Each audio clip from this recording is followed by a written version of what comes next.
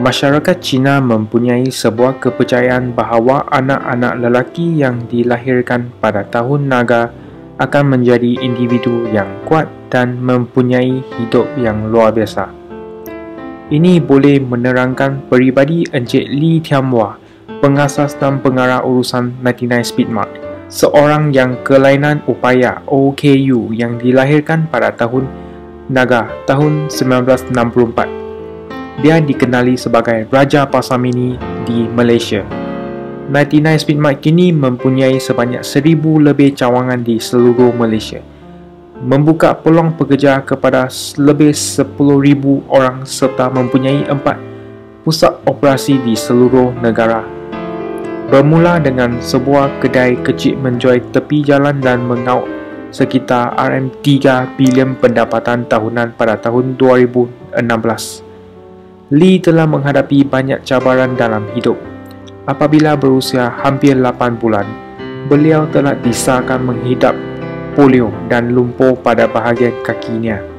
Bapaknya merupakan seorang pekerja binaan dan ibunya yang merupakan seorang penjajah ketika itu bekerja keras untuk menyerah kehidupan mereka serta 11 orang anak mereka.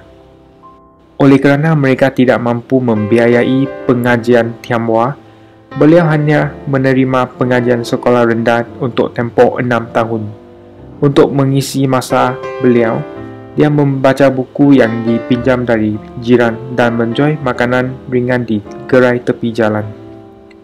Permulaan yang suka membuat beliau ketika menjual makanan ringan sekitar perumahan mala di tepi jalan. Namun beliau langsung tidak berputus asa. Saya perlu membantu diri saya. Tiada siapa yang akan ambil saya bekerja kerana kecacatan saya, katanya secara bersahaja. Dia sering menerima usikan dari datuk sebelah bapaknya yang sering berkata, "Jika kau tak bekerja keras, nanti kau akan ada apa?"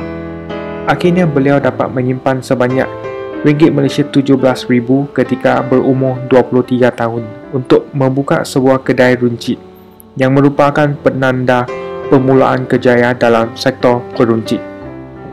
Permulaan Pasar Mini 99 Speedmart dimulakan dalam bentuk kedai runcit tradisional yang diberi nama Pasar Raya Hiap Ho yang diasaskan oleh beliau di tepi Sungai Kelang.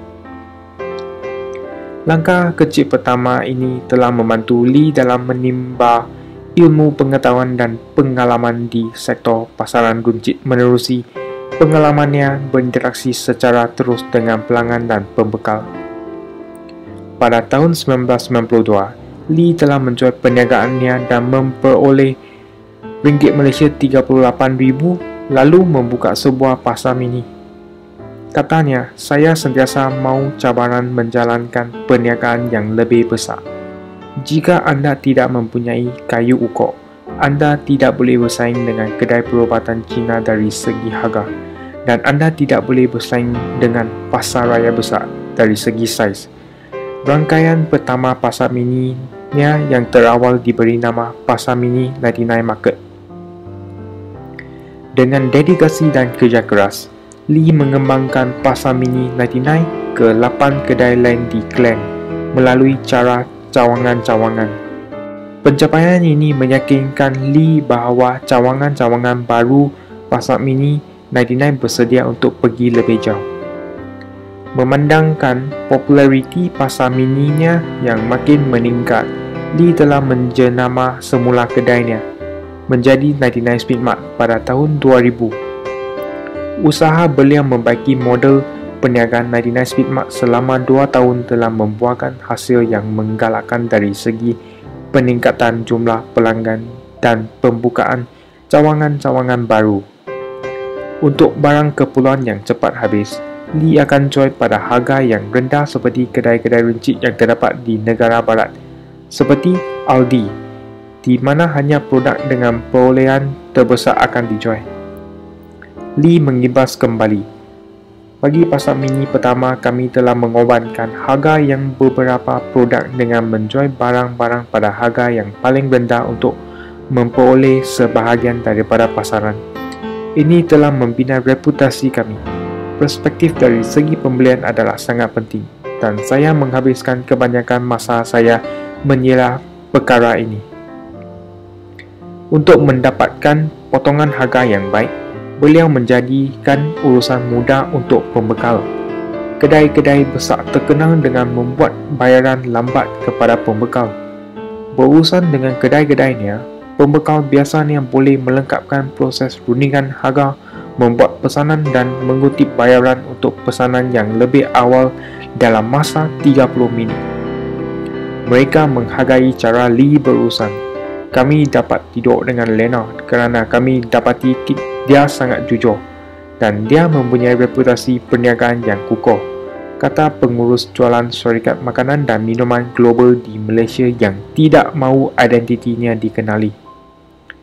Lee sentiasa membiayai operasi perniagaan dari hasil jualan dan bukannya dari hutang bank. Namun begitu, krisis kewangan Asia pada tahun 1997 telah menjejaskan perniagaan Lee dengan teruk sekali. Untuk mengatasi masalah ini, Lee menempak barang-barang murah dan mengurangkan lagi harga jualan. Tambah Lee lagi, kelembapan ekonomi yang dialami baru-baru ini hanyalah sebuah halangan kecil. 99 Speedmart menerima anugerah pilihan pengguna pertama mereka daripada Kementerian Perdagangan Dalam Negeri Malaysia pada tahun 2006.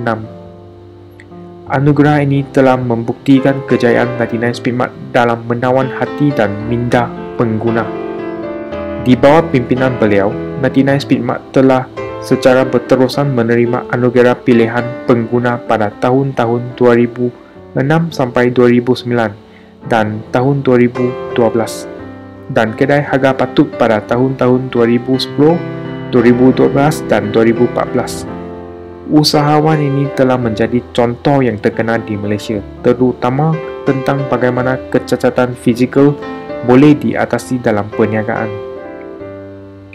Malaysia telah banyak berkembang dari segi penerimaan terhadap orang kelainan upaya melalui pelbagai peraturan dan faedah-faedah. Lee telah melakar jalan hidupnya sendiri. Pada awalnya, beliau bergantung kepada saudara maranya untuk membantu membawa dan menimbang barang-barang berat. Dia sendiri berjumpa dengan pembekal-pembekal apabila mereka melawatnya atau bercakap dengan mereka melalui telefon. Saya tidak bersedih memikirkan hakikat bahawa saya perlu menggunakan kerusi roda untuk bergerak, tidak boleh berbicara dalam bahasa Inggeris serta saya hanya pergi ke sekolah selama 6 tahun, kata Lee. Anda perlu berdikari, pastikan anda perlu bekerja lebih keras daripada orang lain. Tetapi pengetahuan yang anda dapat akan membina harga diri anda. Dapat membantu pelanggan membuatkan saya berasa bersyukur dan memberi saya tujuan. Jika orang-orang yang berurusan dengannya tahu keadaannya, Lee tidak mengharapkan layanan istimewa pun. Bagi pembekal, urusan perniagaan adalah seperti biasa, menurutnya lagi. Isterinya, Lee Tiang, 15 tahun lebih muda, iaitu tempat dia berpaut dalam perniagaan dan dalam kehidupan. Mereka bertemu apabila dia menyertai syarikat itu sebagai seorang pembantu pembelian. Lee tertarik dengan personaliti riang beliau. Lee bergurau bagaimana isterinya tahu mengurus perkara. Sekarang dia merupakan ibu kepada 2 anak mereka. Untuk seorang pesakit polio sejak kecil sehingga hilang keupayaan berjalan, pencapaian yang mampu dicapai oleh beliau sebenarnya adalah sesuatu kejayaan yang tidak ada tolak bandingnya. Kini Lee Tian Wah memperkembangkan perniagaannya selepas menjadi pemilik kepada rangkaian Burger King di Malaysia dan Singapura selepas membeli hak milik syarikat itu pada harga ringgit Malaysia 74.6 juta. Inilah kisah inspirasi bagaimana seorang kanak-kanak bermula dengan meniaga makanan ringan di tepi jalan sehingga bergelak raja pasar mini Malaysia. Okey, sampai sini saja video saya. Kalau korang suka saya punya video, please tolong like dan share video saya and please subscribe channel saya. Terima kasih.